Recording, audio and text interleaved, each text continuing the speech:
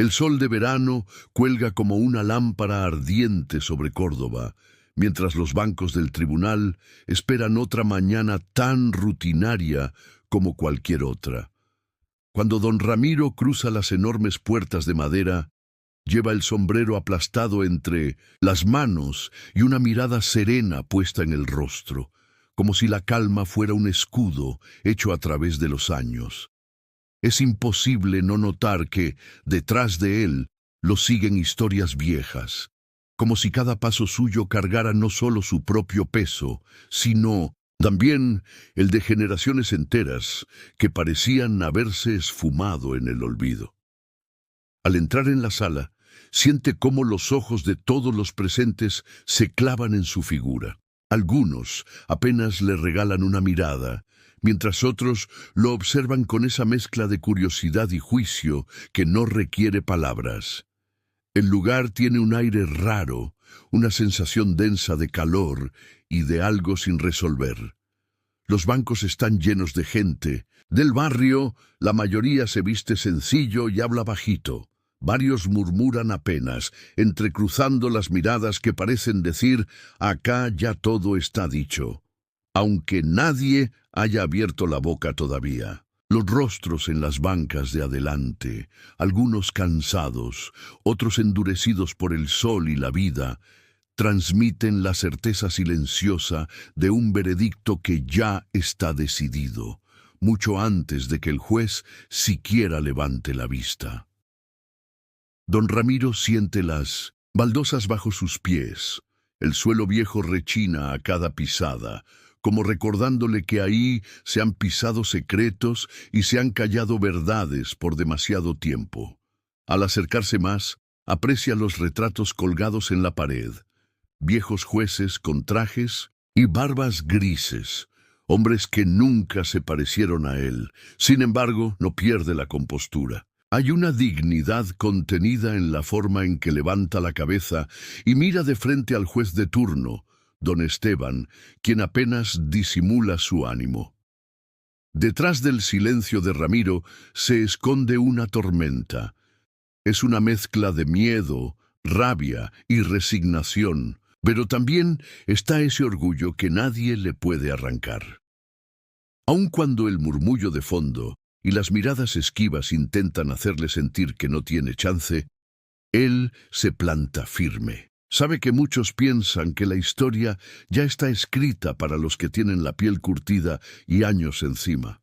Pero él no baja los brazos ni los ojos. Siente cómo el calor del verano es menos pesado que el de la historia. Y aún así, se enfrenta al tribunal con la convicción que solo da haber soportado años de silencios forzados y puertas cerradas. En el estrado, don Ramiro está solo.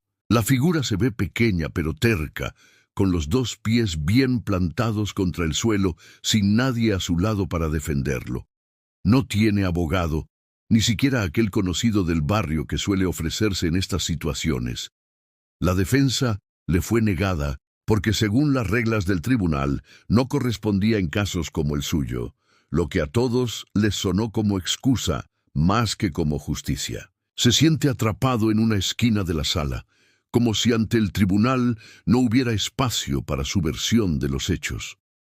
Sin embargo, don Ramiro lleva consigo lo único que le queda y que nadie le puede quitar: la verdad, intacta aunque herida, como una herida que no termina de cerrar, pero que tampoco desaparece. El murmullo en la sala aumenta cada vez que alguien se atreve a mirarlo directo a los ojos. Algunos piensan que es una locura estar ahí sin abogado. Otros creen que es una muestra de valentía insensata, pero la mayoría coincide en que enfrentarse al sistema de esa manera es poco menos que una declaración de guerra. En Córdoba, los chismes corren rápido, y el nombre de don Ramiro suena fuerte, no solo por la causa en cuestión, sino porque representa algo mucho más grande que él mismo. Los vecinos reconocen esa dignidad testaruda que lo hace parecer más parado de lo que en verdad siente por dentro. Aunque el juez Esteban aún no le dirige la palabra, Don Ramiro ya percibe la sentencia pesada que cuelga en el aire, como esas lluvias de verano que anuncian su llegada mucho antes de que caiga la primera gota. Mira una vez de reojo hacia las bancas, donde su gente, la misma que ha compartido mates y reuniones de domingo con él, ahora lo mira con una mezcla de tristeza y resignación, conscientes de que la lucha que atraviesa no es solo suya. Entre los presentes se siente más que condena una especie de exilio sordo, como si todos supieran que la historia está escrita para que quienes se salen del molde habitual nunca encajen del todo. El solo hecho de que don Ramiro esté ahí, reclamando dignidad en un lugar acostumbrado a negarles voz a los de su clase, parece un desafío premeditado al orden establecido en Córdoba. Su paso por ese tribunal, solo y sin recursos, es un recordatorio, incómodo para quienes prefieren que las cosas sigan como siempre. A pesar de todo esto, él mantiene el rostro en alto y la mirada firme, convencido de que, pase lo que pase, su verdad no será doblegada por los murmullos, ni por el calor, ni por la costumbre. Cuando se pronuncia la condena, 30 días, una carga más sobre su vida ya marcada por cicatrices, don Ramiro no pestañea. Ni siquiera baja la mirada cuando el juez Esteban termina de leer la sentencia en voz monótona, como si estuviera diciendo algo sin importancia. 30 días parecen poco para algunos, apenas una mancha más en los papeles de alguien acostumbrado a escuchar no y a esperar siempre lo peor. Pero para otros es solo una excusa para seguir manteniéndolo lejos, para callarlo un tiempo. Más, en el tribunal nadie se sorprende. Unos susurran, otros guardan silencio, casi satisfechos al ver cómo todo sigue igual que siempre. Don Ramiro tampoco muestra sorpresa, lo toma con la misma dignidad con que recibió todos los golpes de su vida. No le da al juez ni a los curiosos el gusto de verlo vencido. Con un tono sereno y sin temblar la voz, don Ramiro pide hacer una llamada.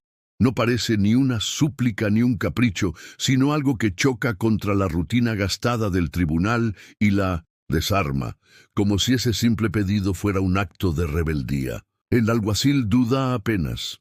Mira al juez y éste asiente con la cabeza. Le traen un teléfono fijo, de esos pesados que parecen guardar más secretos que conversaciones reales. El aparato frío en las manos de don Ramiro es un recordatorio de que, a pesar de todo, él todavía puede elegir a quién llamar y cómo enfrentar el siguiente paso. Teclea con dedos firmes, guiados más por la memoria que por la vista. El silencio en la sala se hace más espeso. Algunos sienten curiosidad, otros muestran cierto fastidio, como si esperaran que todo terminara rápido. Don Ramiro acerca el auricular y el murmullo del tribunal casi desaparece. Sus palabras apenas son un suspiro. Ya es momento. Tráiganlos. No hay más explicación, ni apuro en la voz, solo una convicción extraña que llama la atención de algunos presentes. Algunos cruzan miradas entre sí, sin entender bien qué significa ese mensaje. Se preguntan si algo raro va a pasar, si acaso don Ramiro guarda alguna carta escondida que nadie vio venir. Porque de pronto, ese llamado, por mínimo que parezca, abre una grieta en la rutina de siempre, una grieta que hasta el más terco no puede ignorar. Y es ese pequeño cambio, ese temblor infrecuente, lo que transforma la atmósfera y siembra en todos, por primera vez en mucho tiempo, una duda incómoda. ¿Y si todavía hay algo capaz de cambiar el rumbo de esa historia? El calor sigue apretando, el ambiente en la sala, convirtiendo el aire en algo casi tangible, como si se pudiera cortar con la mano. El silencio ya no es solo una pausa entre palabras, sino algo que pesa sobre los hombros de todos los presentes. Se percibe una expectativa extraña. Algo flota en el ambiente, como si lo que va a pasar estuviera esperando justo detrás de esas paredes viejas. La gente no sabe bien qué debe esperar. pero los ojos recorren la sala con cautela cada vez que alguien se mueve o respira más fuerte de lo usual. En medio de esa tensión, las puertas del fondo se abren de golpe, cortando el silencio como si fueran una tijera en un papel. La madera resuena con fuerza, y en ese instante nadie dice nada. Por el umbral entra Lucía, caminando con una firmeza que la hace ver distinta a cualquier otra persona que haya pisado ese piso gastado. No es simplemente una visita, ni una de esas caras que se aparecen para ver en qué termina el chisme del barrio. Tampoco es solo la hija del acusado. Su llegada despierta algo invisible en el salón, algo que va más allá de las etiquetas o las historias que todos creen conocer. Lucía avanza con paso tranquilo, pero sin dudar. Su ropa sencilla no impide que todos la vean como alguien importante, aunque nunca haya hablado demasiado en público ni tenido el protagonismo de otras figuras de la ciudad. La gente la recuerda de niña, correteando entre las casas bajas del barrio, compartiendo juegos al sol. Pero ahora tan recta y tan segura parece otra persona. Las señoras mayores susurran entre ellas, las miradas de los curiosos saltan de Lucía a don Ramiro y luego al estrado, buscando pistas sobre lo que está por suceder. La sola presencia de Lucía altera la atmósfera. Ya nadie puede seguir fingiendo que no pasa nada, que el juicio es solo un trámite. Los prejuicios que flotaban en la sala, esas ideas viejas y gastadas que muchos ni cuestionan, se sienten de golpe menos sólidas, como si Lucía las estuviera desarmando sin decir una sola palabra. Nadie sabe bien cómo va a cambiar todo, pero es evidente que la rutina de siempre ya está rota. La forma en que Lucía mira a su padre, tranquila y decidida, crea una conexión silenciosa que todos en el tribunal perciben, incluso aquellos que solo vinieron a mirar desde lejos. Eso basta para que, por un momento, parezca que en Córdoba hay espacio para algo diferente, algo que tal vez pueda desafiar el rumbo que parecía inevitable apenas minutos antes. Al lado de Lucía avanzan dos representantes de la ley, sus trajes impecables, destacando entre la multitud. Uno de ellos es el doctor Domínguez, conocido por su trabajo con la Asociación de Derechos Ciudadanos, una organización nacional que suele meterse en los casos donde la justicia parece quedarse a mitad de camino. Junto a él, una abogada joven y decidida, Sonia Méndez, lleva una expresión seria mientras acomoda los documentos bajo el brazo. Los dos saludan apenas al juez Esteban. Su sola presencia levanta murmullos. Hay quienes sienten temor ante ese despliegue inesperado de respaldo y otros que en silencio se permiten una esperanza que hasta ese momento no existía. El grupo entra en la sala causando un efecto inmediato, como una onda en el agua tranquila. Incluso la autoridad parece tambalearse por un instante. Los pasos de los recién llegados suenan firmes, como si con cada pisada recordaran a todos allí dentro que el pasado y el presente no se dejan apartar tan fácil de la historia. Varias personas, acostumbradas a ver cómo los procesos apenas cambian nada, se enderezan esperando una explicación. Otros, con expresiones tensas, sienten que el clima de control del tribunal se ha roto. Es una mezcla de amenaza y esperanza. Amenaza para los que ven cuestionada su costumbre, esperanza para quienes llevan años esperando algo distinto. Lucía, sin apuro ni vacilación, lleva en sus brazos una carpeta gruesa, de esas con archivos que parecen guardar vidas enteras. La sostiene como si no fueran solo papeles, sino también historias, recuerdos de familia y hasta los nombres de quienes no están presentes, pero que siguen pesando sobre la memoria del barrio. No busca la mirada de nadie. Camina segura, como si supiera que cada paso define su lugar y el de su padre en ese momento único. Los ojos del juez Esteban la siguen, cautelosos, mientras domina el gesto de quien quisiera no tener que recibir nuevas sorpresas. La sala, ya antes densa por el calor y el silencio, se carga ahora de algo distinto. Todos comprenden que estas personas no llegaron para cumplir con la formalidad, sino a marcar un hito. Se siente en el aire, en las miradas, en el eco nuevo de los pasos y en la manera en que incluso los funcionarios se acomodan nerviosos en sus sillas. Por primera vez, las estructuras viejas del sistema judicial cordobés parecen tambalear de verdad, como si estuvieran frente a algo que nunca esperaron tener que afrontar. Lucía se adelanta con paso decidido y cuando está a pocos metros del estrado, deja la carpeta sobre la mesa del juez Esteban. Su voz, clara y sin ningún titubeo, rompe el silencio que había regresado al tribunal. Explica con palabras simples pero directas que su padre, don Ramiro, jamás dejó de ser el verdadero dueño del terreno en cuestión, y que todo el proceso, que terminó con aquella condena, tenía como base papeles perdidos, errores de registro y, sobre todo, años de indiferencia hacia las personas como él. No hay espacio para rodeos ni palabras vacías. Lucía despliega, uno a uno, escrituras originales, recibos de contribución al municipio, declaraciones juradas de antiguos vecinos y hasta cartas recuperadas de archivos polvorientos. El doctor Domínguez y la doctora Sonia Méndez apoyan su exposición, señalando las fechas, los sellos y las firmas olvidadas en los viejos papeles de la Intendencia de Córdoba. Por momentos, lo que ocurre parece más un despliegue de memoria colectiva que un acto legal.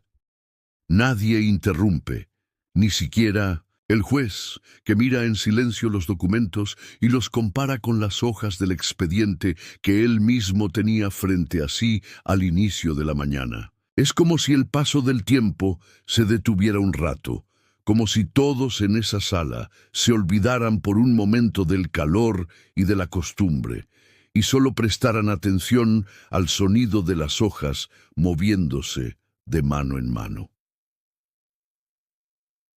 La tranquilidad con la que Lucía va presentando prueba tras prueba hace que la sala entera contenga la respiración. Incluso aquellos que habían llegado convencidos de que nada nuevo podía pasar, terminan inclinados hacia adelante, buscando mejor vista, atrapados por ese rumor de justicia que viaja de papel en papel.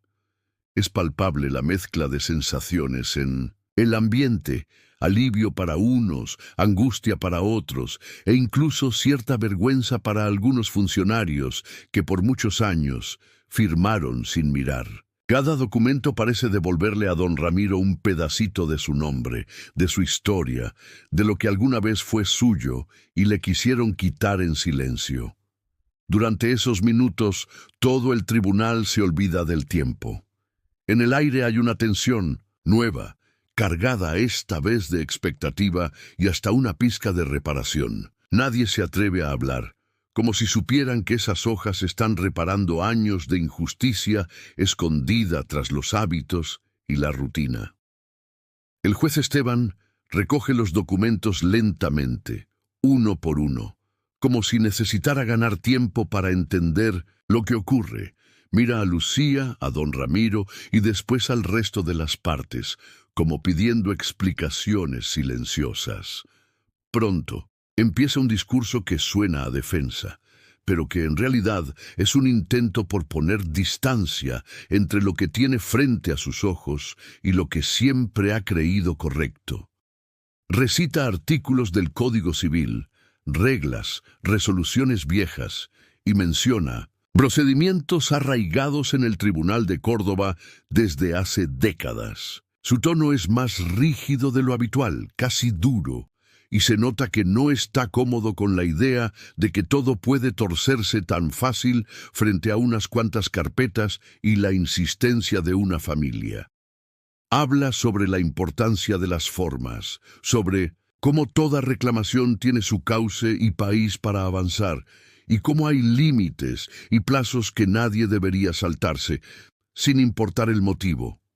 Cita, con voz solemne, razones por las que la documentación presentada podría demorarse en su análisis. Pero lo que de verdad suena en el fondo es cierto miedo a que todo el esfuerzo de Lucía y quienes la acompañan termine por volverse más fuerte que la costumbre.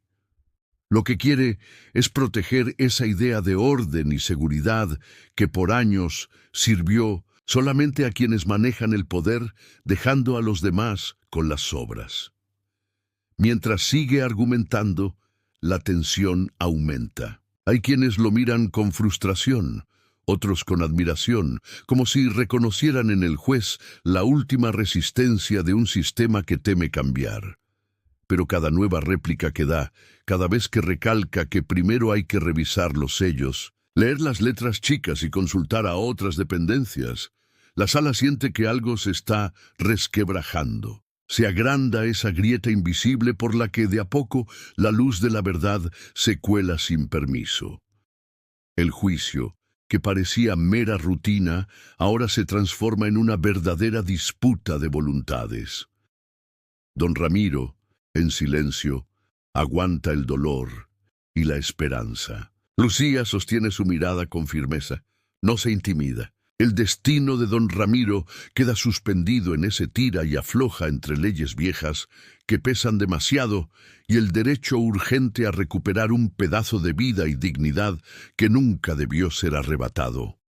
Todos, presentes en la sala, entienden que ese día el viejo tribunal no volverá a ser el mismo.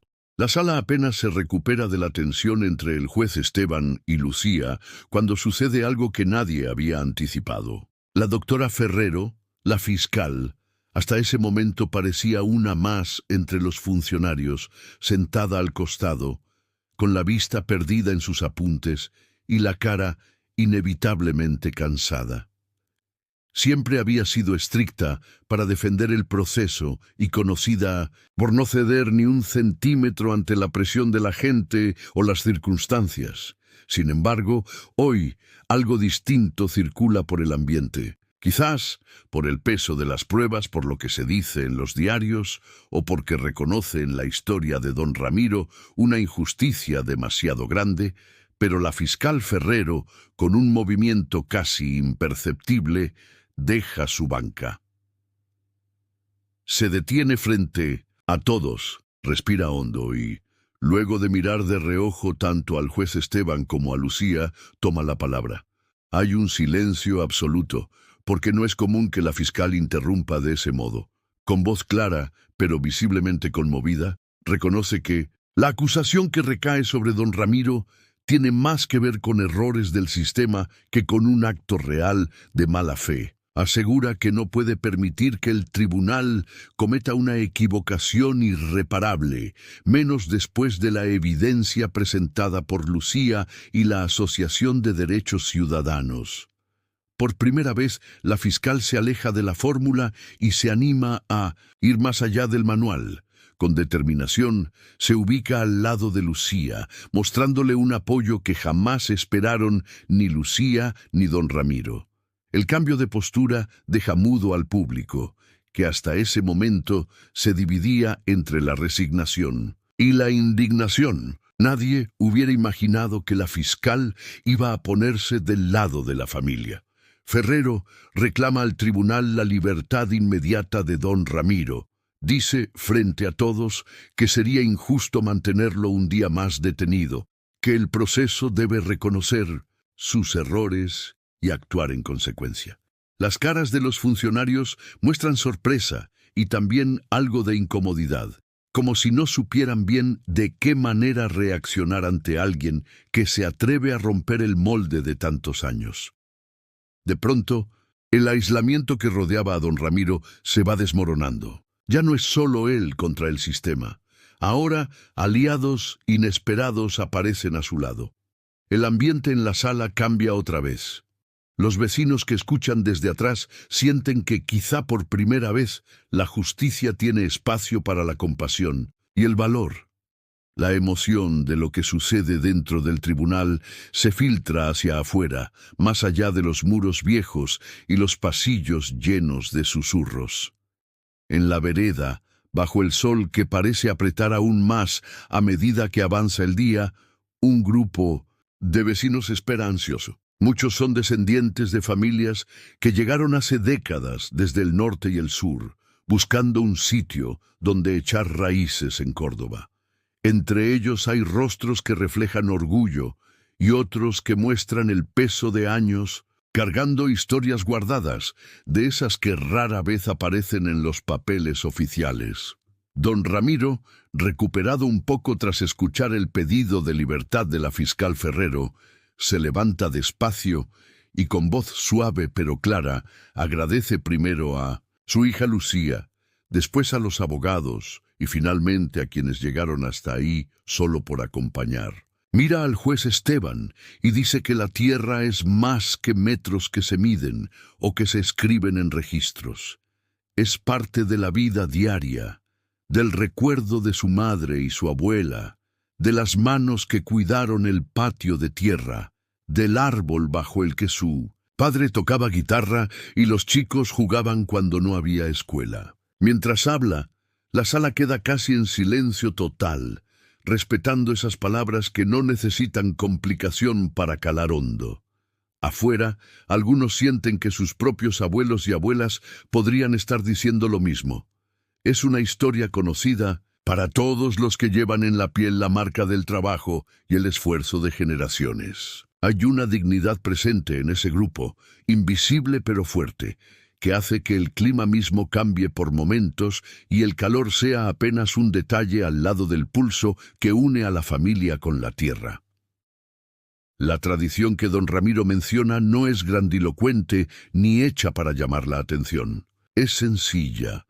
Está en el cuidado de las plantas, en cómo se pasa el mate de mano en mano, en las recetas de la abuela y en la manera en que todos se saludan en la calle, aunque no se crucen todos los días. En ese instante, el silencio del tribunal se vuelve respeto. No es miedo ni resignación. Es una pausa que rinde homenaje a la memoria y al derecho de pertenecer que alguna vez quisieron quitarles. De golpe, los sueños, las tierras y hasta el dolor de muchas generaciones resurgen, limpios, como una canción que nunca dejaron de cantar, aunque haya estado escondida bajo el ruido del poder. A pesar del respeto que empieza a notarse en la sala, don Ramiro no puede evitar cargar con una mezcla de alivio y tristeza. Entre cada pequeño avance en el juicio, siente punzadas de esa desconfianza que nunca se va del todo, como si fuera parte de él. Cuando la fiscal Ferrero interviene a su favor, o cuando la jueza Esteban observa los papeles con una expresión más abierta, no dejan de aparecer miradas rápidas, cuchicheos en las bancas de atrás y hasta algún gesto discreto de escepticismo. Es difícil sacarse de encima el peso de que para muchos su palabra vale menos que un sello oficial de alguna empresa grande o asociación conocida que mueve hilos en la ciudad, como la Sindicatura Rural de Córdoba, que desde hace décadas tiene influencia en ese tipo de casos. Lucía, muy atenta a cada detalle, parece adivinar los nervios de su padre. Ella sabe que la historia de la familia podría quedar arruinada por cualquier descuido y que el tribunal no está dispuesto a ceder tan fácilmente. Entonces, sin perder tiempo, sigue presentando nuevas pruebas, cada una más contundente que la anterior. Testigos directos que vivieron de chicos en el mismo barrio. Notas notariales con firmas nunca cuestionadas, peritajes catastrales y hasta cartas personales de antiguos vecinos donde se describe sin vueltas que la parcela siempre fue cuidada y habitada por don Ramiro y los suyos. Los defensores de la Asociación de Derechos Ciudadanos también intervienen con argumentos claros. Destacan que los dictámenes ya no dejan lugar a duda. Incluso llevan registros de pagos al municipio, listados de vecinos que participaron en asambleas y actas comunitarias. Todo lleva meses de preparación, Noches enteras de búsqueda en archivos, de consultas con amigos y familiares que ya viven en otras provincias, de cruzar información vieja con datos nuevos. Cada hoja, cada testimonio, cada planilla se siente como una nueva oportunidad de pelear por algo que siempre debió ser suyo. El ambiente en la sala va cambiando otra vez. Si al principio algunos esperaban que todo se resolviera rápido y en silencio, ahora es imposible negar que las pruebas han ido acorralando cualquier excusa. Don Ramiro percibe que esa barrera invisible, levantada por años de prejuicio, empieza a aflojarse. Lucía, firme junto a él, no baja la guardia. Sabe que el desafío más grande no es solo convencer al tribunal, sino también obligar a todos a ver la verdad que siempre estuvo ahí, esperando salir a la luz. La noticia sobre el juicio de Don Ramiro empieza a circular más allá del tribunal y del barrio San Vicente en Córdoba. La gente no tarda en compartir lo que está pasando. En el grupo de WhatsApp de la parroquia, las madres comentan, los vecinos mandan fotos y audios, y los estudiantes suben historias en Instagram donde se ve el frente del edificio judicial y se escucha de fondo el murmullo de quienes esperan afuera. Pronto aparecen videos cortos en Facebook relatando los hechos, con imágenes de don Ramiro y Lucía, y hasta algunos fragmentos de las palabras de la fiscal Ferrero. La historia crece y se vuelve más grande que cualquier testimonio individual. Deja de ser solo el caso de don Ramiro y empieza a representar, sin que nadie lo planee, las injusticias acumuladas por generaciones enteras. Los jóvenes de la Facultad de Derecho se acercan intrigados, mientras que varias radios locales dedican programas a pedir opinión. Y los adultos mayores de la comunidad afrodescendiente cuentan sus propias anécdotas y experiencias en entrevistas. Muchos comparten en las redes recuerdos de otros juicios en los que la palabra de la gente fue ignorada a favor de empresas rurales o políticos. Las publicaciones se llenan de mensajes de aliento, y ancianos que antes preferían el silencio, hoy ya notan comentarios, y le cuentan a sus nietos cómo también perdieron tierras o documentos bajo circunstancias parecidas. Surgen hashtags y relatos colectivos que giran en torno al derecho a la memoria y al sueño de recuperar lo propio. A medida que el juicio toma vida propia en la ciudad, don Ramiro pasa de ser ese abuelo silencioso y encorvado a símbolo indiscutible de la fuerza para resistir y exigir justicia. Los chicos lo saludan en la calle, las madres lo abrazan en las plazas, y hasta algunos colectivos artísticos pintan murales que recuperan su figura acompañada de frases como «La tierra es vida» o «Ningún olvido es eterno». Dentro del tribunal, el proceso ya no le pertenece solamente a don Ramiro. Los jueces, fiscales y abogados sienten que están mirando de frente la historia de un pueblo. La sala, antes fría e indiferente, se transforma en un escenario de esperanza y desafío. Lo que empezó como una causa más en la agenda del juzgado, ahora es el espejo donde toda una comunidad mira, por fin, su propia verdad reflejada. A pesar de la alegría de la absolución, el ánimo de don Ramiro no termina de acomodarse.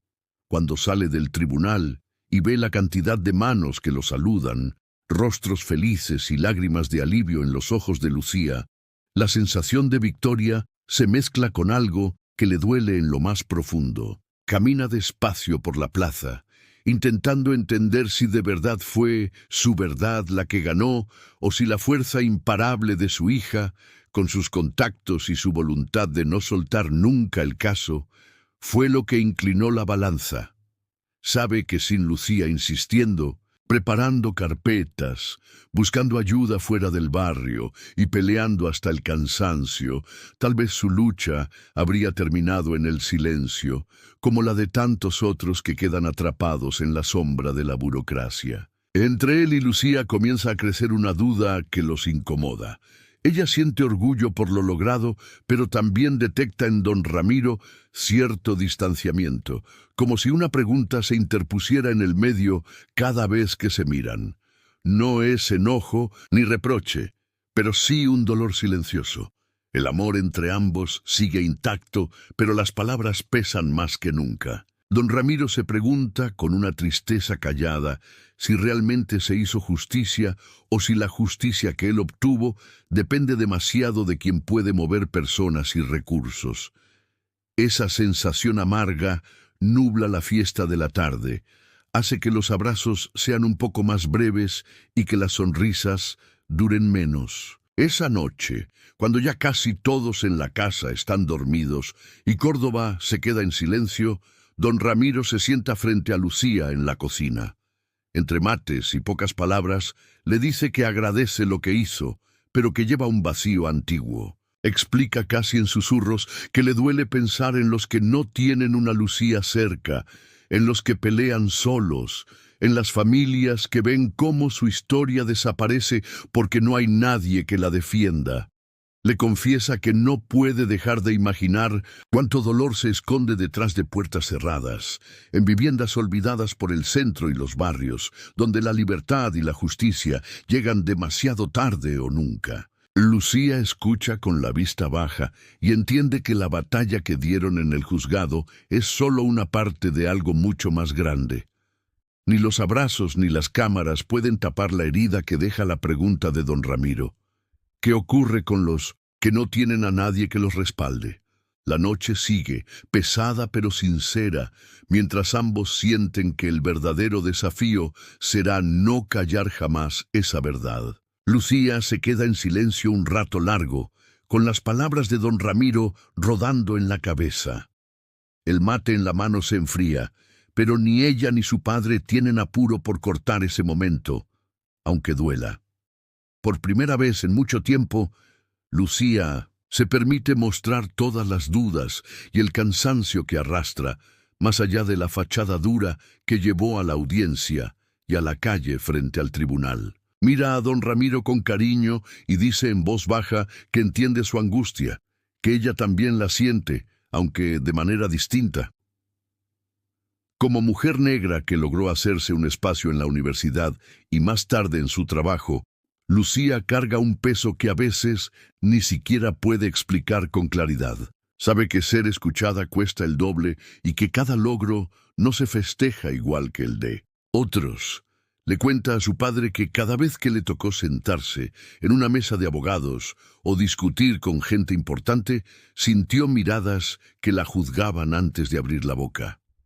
Por eso, muchas noches llegó a la casa disimulando frustraciones, sin decir cuánto le dolía batallar para que la consideren parte y no una excepción. Entonces, rota la coraza, Lucía confiesa algo que quizás nunca se había animado a poner en palabras.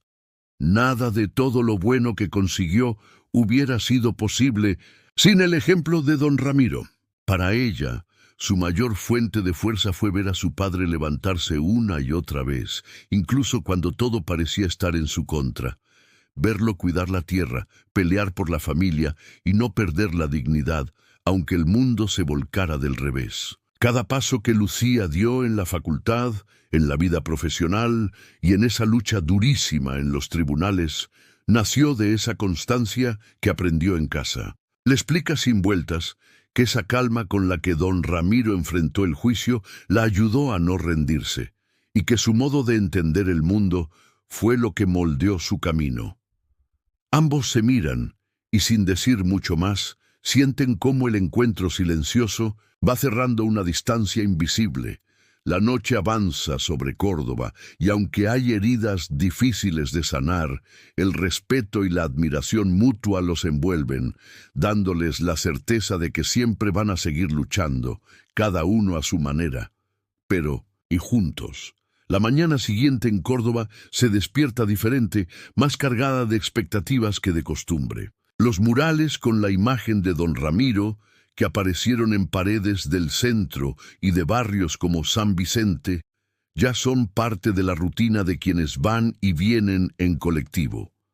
Las radios locales siguen hablando del tema, y en la plaza principal, un grupo de ancianos, algunos con bastón y otros apoyándose en el brazo de nietos o sobrinos, se encuentra en silencio. Llevan carteles escritos a mano donde se lee «Justicia para los nuestros» y «Sin memoria no hay futuro». Acordaron semanas atrás hacer una marcha callada, sin gritos, pero con la presencia de todos los que han visto pasar los años sin respuesta. Esta caminata no es como otras protestas que Córdoba ha visto.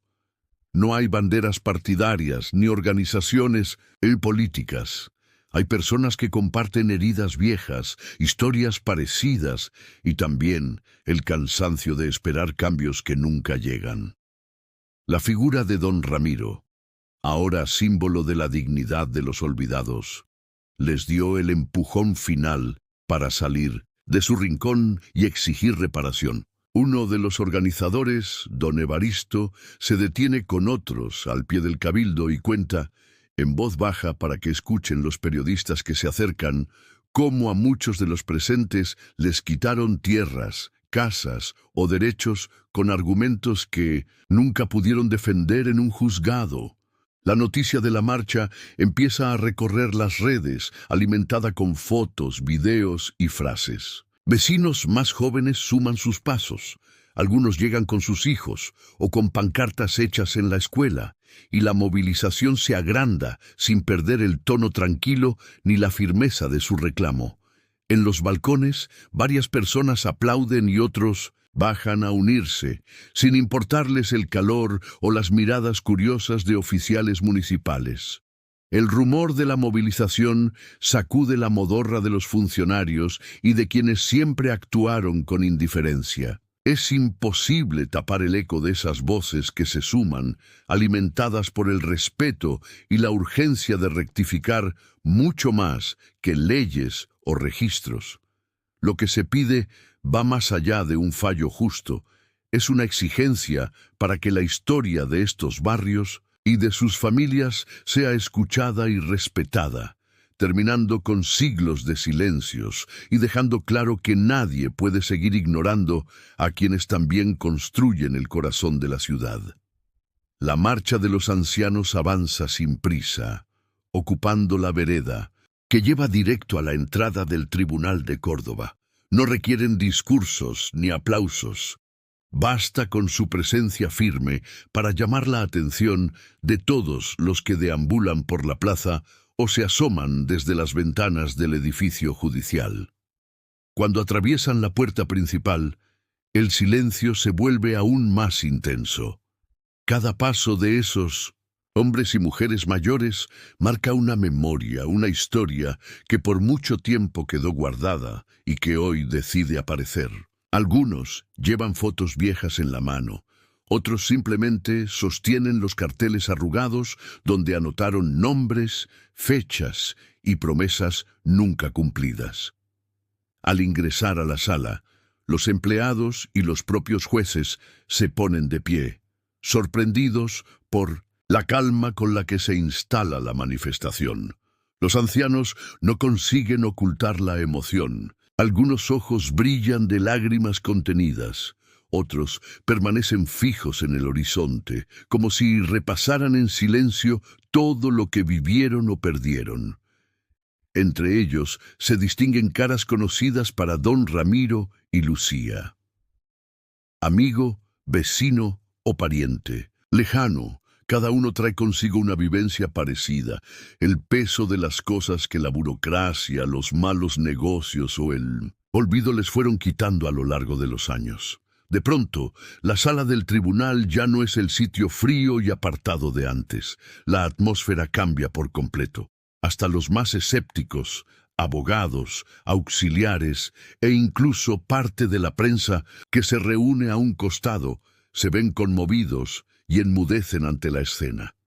Ya no hay un solo relato aislado, no existe más la soledad de don Ramiro ni la imagen de un hombre luchando a contracorriente. Ahora todos entienden que a su lado está una comunidad entera, una multitud silenciosa que lleva décadas esperando ser escuchada. En ese momento, Los jueces y funcionarios parecen perder el control total sobre la situación. Las miradas hacia don Ramiro, Lucía y el resto del grupo no pueden disimular el peso de la historia que acaba de entrar en la sala. Es imposible no reconocer la fuerza y la dignidad que se comparte entre quienes alguna vez pensaron que estaban solos. El muro entre el sufrimiento de uno y la resistencia de muchos finalmente se derrumba. Los rostros presentes recuperan poco a poco el brillo que da saberse parte de algo más grande, reconstruyendo juntos la dignidad colectiva que por tanto tiempo les fue negada. Después de aquella jornada en el tribunal, la vida de don Ramiro toma un rumbo que nunca imaginó en sus años de rutina y trabajo en el barrio. Pronto llegan invitaciones de todos lados. La directora de la escuela primaria del barrio San Vicente lo llama para que hable con los chicos sobre su historia. La comisión vecinal de Güemes organiza una reunión donde le piden que cuente en persona cómo se animó a seguir adelante. Hasta una cooperativa cultural que funciona cerca del Mercado Norte lo contacta para sumarlo como invitado en un ciclo de charlas sobre derechos y memorias barriales. Don Ramiro, que antes apenas compartía anécdotas con sus nietos, ahora se descubre con una voz que desean escuchar. Al principio siente nervios y algo de pudor. Nunca buscó ser figura pública ni le gustó estar en el centro de una sala llena de gente. Pero a medida que acepta las invitaciones, le sorprende ver cómo en cada evento lo recibe gente de todas las edades, desde jóvenes universitarios con cuadernos listos para anotar, hasta adultos y abuelos con lágrimas o una sonrisa cargada de historia. Lo saludan con abrazos largos y miradas de agradecimiento. Algunos se animan a contarle relatos propios, otros simplemente le piden una foto. Ese reconocimiento, tan dulce como inesperado, lo va transformando. Don Ramiro nota cómo el simple hecho de hablar ayuda a destapar la vergüenza y el miedo en otros. En cada encuentro, su angustia se alivia un poco, deja de sentir el peso solitario de décadas de injusticia y por primera vez nota que lo que sufrió él también fue el dolor de muchos. Siente además que su voz empuja a otros a reclamar lo que es suyo. A su alrededor, jóvenes de barrios vecinos organizan charlas parecidas donde invitan a madres, abuelos y vecinos a recordar sus luchas y a no dejarse pisotear. Lucía, siempre atenta, lo acompaña en algunos encuentros y observa lo que provoca su padre. Ve cómo el barrio cambia poco a poco, se escuchan nuevas historias, nacen proyectos de apoyo comunitario y se multiplican los espacios donde compartir la memoria. Así, la ciudad se transforma. Entre palabras y abrazos de don Ramiro, Córdoba resuena en un murmullo creciente de voces decididas a no callarse nunca más y a buscar juntos los derechos que tantos años les negaron. Mientras las voces, desde Centose, don Ramiro y la gente del barrio llenan escuelas y centros comunitarios en Córdoba, otra historia se va tejiendo en los pasillos más silenciosos de la vida pública. El juez Esteban Méndez, el mismo que un tiempo atrás sentía la seguridad de alguien intocable, de a poco empieza a notar que las cosas cambiaron. Detrás de su escritorio amplio, con pilas de papeles y sellos oficiales, la comodidad se vuelve incómoda. Lo que antes era respeto y cierta distancia fría se transforma en miradas incómodas, susurros apenas disimulados en las reuniones del juzgado y algún que otro comentario directo en los medios locales. El nombre de Esteban aparece mezclado en conversaciones donde nunca imaginó estar. La gente pregunta por sus fallos, cuestiona si sus decisiones fueron realmente justas o si solo repetía costumbres viejas que nadie se animaba a discutir. Los colegas ya no lo buscan tanto. Algunos incluso prefieren llamarlo por teléfono para evitar cruzarlo en persona, como si su figura arrastrara ahora un peso difícil de disimular. La soledad se mete en las esquinas de su despacho y le quita el sueño. No hay fiesta, ni brindis, ni cafés compartidos como antes. Una tarde, Esteban llega a su casa y deja el maletín en el suelo sin ganas. Se sienta en el comedor, revisando recuerdos y papeles, y el silencio de esa casa grande le parece demasiado fuerte. Empieza a repasar, en su cabeza, toda la causa de don Ramiro y los rostros de los ancianos que llenaron la sala. Siente que la historia se le metió bajo la piel. El remordimiento aparece, aunque él intenta resistirse. Pero ya no puede engañarse. Se da cuenta de que muchas veces falló para no incomodar o para mantener esa imagen de juez inflexible, sin detenerse a pensar en lo que realmente merecía la gente. Con el pasar de los días, el aislamiento y la culpa se le hacen insostenibles. La presión interna es mucho más fuerte que cualquier crítica exterior. Finalmente, Esteban toma una resolución.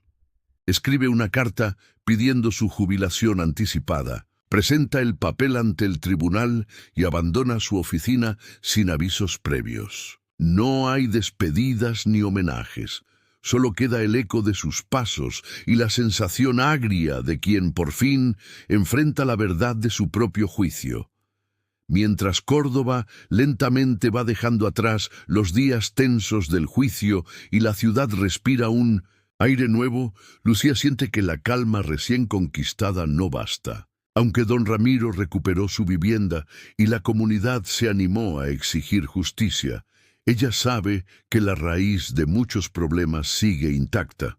Por eso, una tarde convoca a algunos vecinos, entre ellos don Ramiro, en el club social del barrio Alberdi. Les propone algo que viene rumiando hace tiempo: crear una asociación que defienda no solo los derechos de su padre, sino los de cualquiera que alguna vez haya sentido el peso del abandono del Estado o las trampas de la burocracia.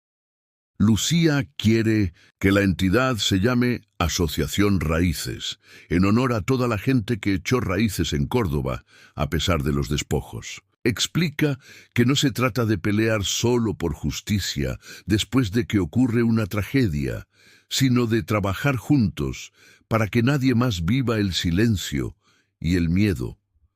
Su entusiasmo contagia a quienes la escuchan.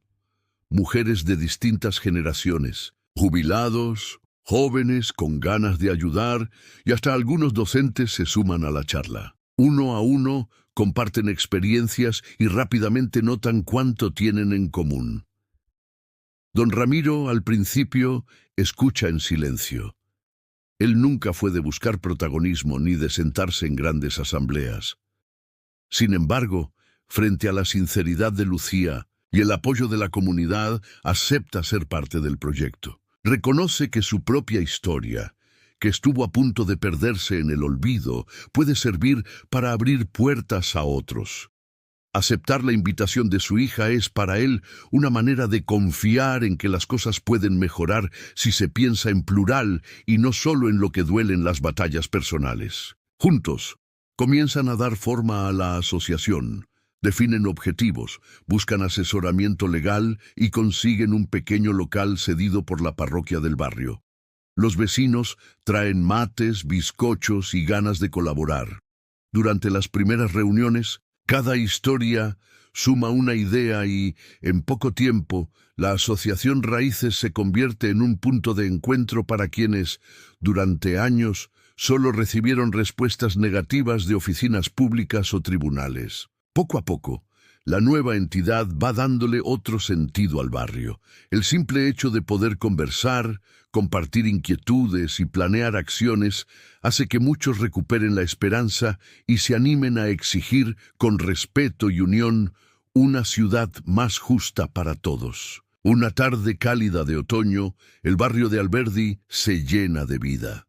En la pequeña plaza frente a la parroquia, Lucía y el resto de la Asociación Raíces organizan lo que llaman la Fiesta de la Dignidad Recuperada. No hay alfombra roja ni fotógrafos importantes, Solo una tarima sencilla armada con tablones y una larga mesa donde reposan tortas y mates listos para compartir. Familias enteras se acercan a la plaza, niños corren entre los árboles y vecinos de distintos barrios llegan para ser parte del momento. Don Ramiro, tranquilo, pero mucho más animado que de costumbre, camina de la mano de su nieto Joaquín. Viste una camisa limpia y lleva consigo la emoción contenida de tantas luchas previas. La gente lo saluda, le aprieta la mano y lo abraza. Muchos traen fotos viejas o anécdotas para compartir y todos manifiestan el orgullo de ver su historia reconocida. Cuando el cura del barrio toma la palabra, agradece la presencia de don Ramiro y recuerda cómo su caso mostró la importancia de cuidar la memoria barrial y la justicia cotidiana. El momento más esperado no tarda en llegar. Lucía sube al improvisado escenario con un llavero decorado con cintas de colores y frente a todos le entrega a su padre las llaves simbólicas del barrio. Son solo un gesto, pero el significado pesa más que cualquier reconocimiento formal. Don Ramiro recibe esas llaves sintiendo por primera vez en mucho tiempo que toda la vida cruzando esas calles y cuidando a los suyos realmente tiene valor. Sus ojos se humedecen y con voz serena agradece diciendo que nunca imaginó que la dignidad podía volver de esa manera, de la mano de la comunidad y de su propia familia. El aplauso es largo y espontáneo. La emoción no pertenece a uno solo.